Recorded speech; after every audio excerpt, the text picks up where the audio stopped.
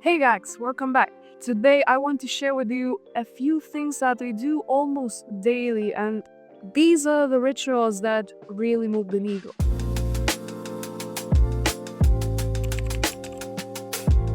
Since my previous whiteboard got ruined and I have to rewrite everything again anyway, I thought I'll film this to explain why these little rituals are my favorite all times. Let me just wipe off my husband's goals and dreams for 2025. Okay, so this says daily rituals, but just to get clear what I really mean, I don't do all of them every day. The point is that this board stays somewhere visible, like in the middle of the house, just for me to see it, for these little rituals to remind themselves. I pretty much just scan all of them and see which ones I fancy that particular day. Most of my life, I used to be really disciplined. I used to force myself to do things that I think that are really good for me. The little secret I discovered is that nothing is really good for you if you don't feel like it. Look, most of the arguments are based on scientific trials. Now, I have a complete distrust and there are many reasons. But one of the biggest reasons is that I'm a unique snowflake, okay? And most of the people in these trials are generators. They have absolutely different energy systems, strategies, and they just perform in a very different way. Now, I'm a manifestor in human design. You probably heard about that. There are only about 8 to 9% of population of manifestors, and chances are that we don't really show up in such trials. But I do experiment a lot, and sometimes I discover very unique ways that keep me healthy, but might be completely detrimental to others. So do you.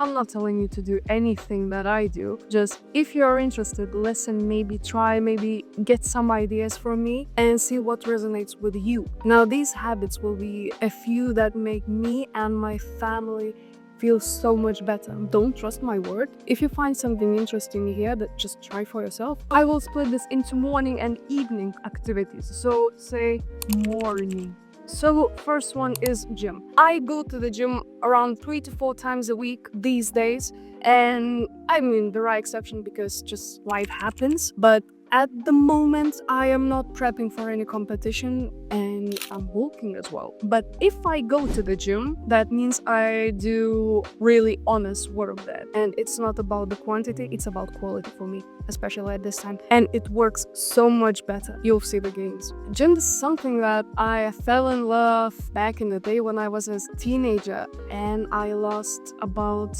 20 kilograms back then. You know, it gives me that masculine energy.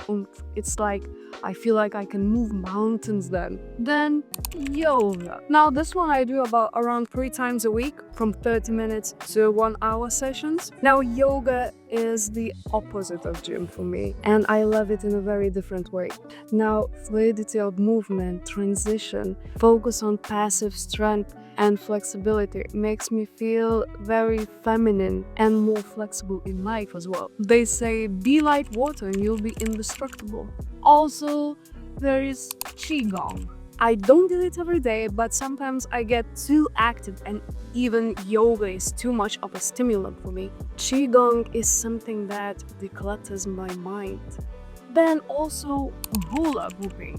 Now, this one is childish and it brings me joy. I love the feeling similar to belly massage, you know? And I always tend to finish hula hooping lying on the floor with these little tennis balls in specific places to release this sticky, icky fascia using deep breathing. I think while on the subject, I also do belly vacuums almost every morning. It's like milking inner organs from all the toxins and stimulating this energy flow. It's great for digestion, but I do this on empty stomach only. Now, also, coffee enemas. Probably not gonna be your favorite, but I mean, try, see how it goes. This is my favorite way to detox, especially if I'm doing something else to release toxins in my body. So it's like it's flushing everything out. I even quit buying the glutathione because this thing increases the production of this antioxidant drastically. Now, it's the best way to see on your skin because it literally starts glowing. So if you eat something nasty, you pig out, or I don't know what you do, you can have a coffee enema the next day and or a few times, and it just clears everything out. It's nice. It increases that, antioxidation process. I mean, there are so many health issues that can be solved using only that way. So even if it sounds unpleasant, try it. Good luck. Then also oil pulling. Now pulling I find it great for my oral health. Sometimes you can put some oregano oil in that as well, but not every time. It's hard to be disciplined with this one because it takes around 20 minutes in the morning.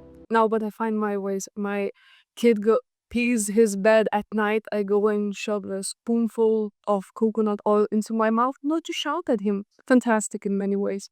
Now this one is just hear me out. It's barefoot walking by the sea plus dog and husband if you want to. Now, I probably don't have to speak about the benefits of walking, but probably there are some things that you didn't know. For example, like from the energy perspective, like your hands and feet are different polarities.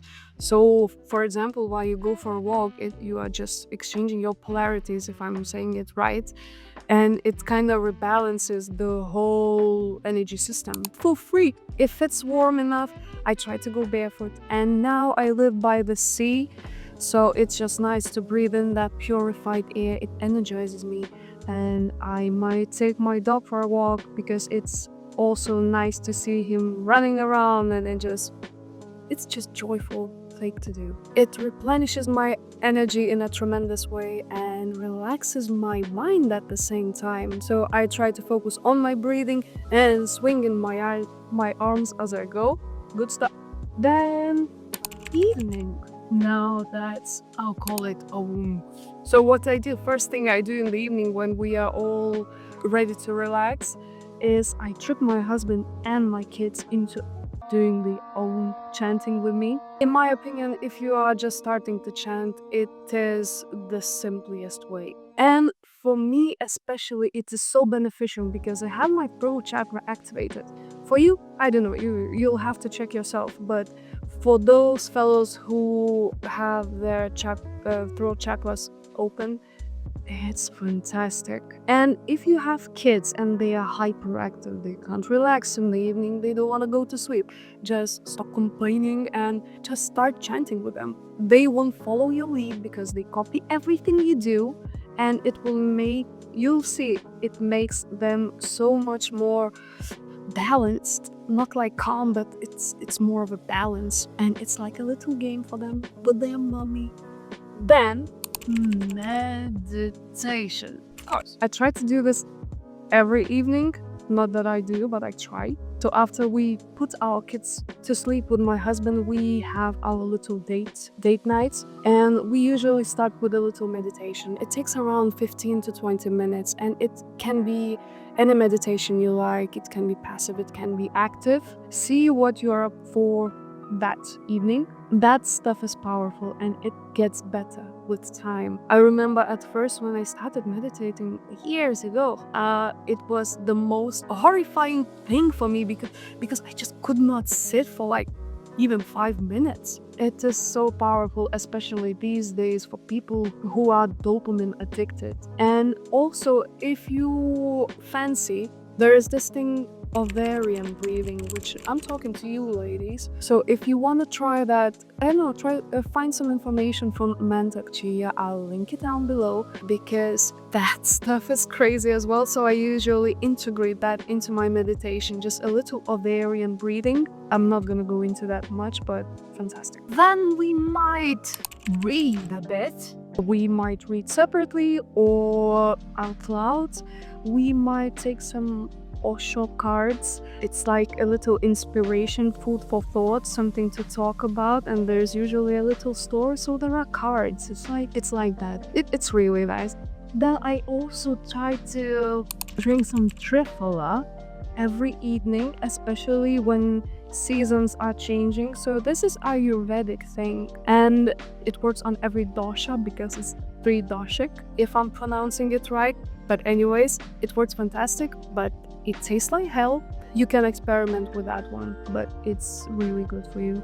Now, I also do foot baths. So it's because I like soaking my feet in boiling water anyway. It relaxes me a lot. So I have this ion foot bath. Just if you buy it from a good manufacturer to really trust it. But it's just easy way to release some toxins, fuss free. So why not? Ooh, and this one is a good one. It's really nice castor oil. You might have heard of it somewhere else, but it just, that thing is crazy, especially for your skin. You can literally put it anywhere on your skin, on your hair. If you are, it's just really sticky. But see, if you have something on your skin that you don't like, I always put it on my face. Not that I don't like it, but so it just make it glow really nice.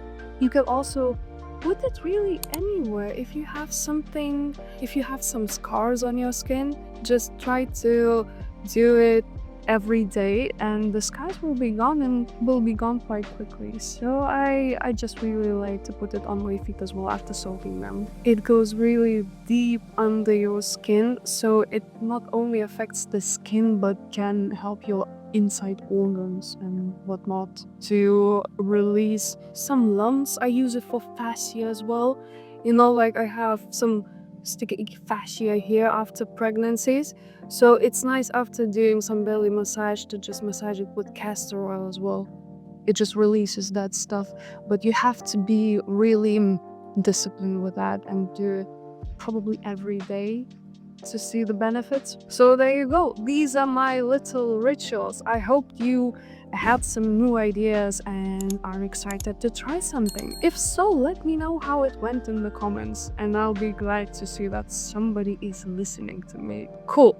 See you next time. And the last thing I wanted to say is that none of these things will work if you're miserable in life and you do stuff that you hate and you are just proving yourself to everybody. So with that terrible disappointment, see you next time.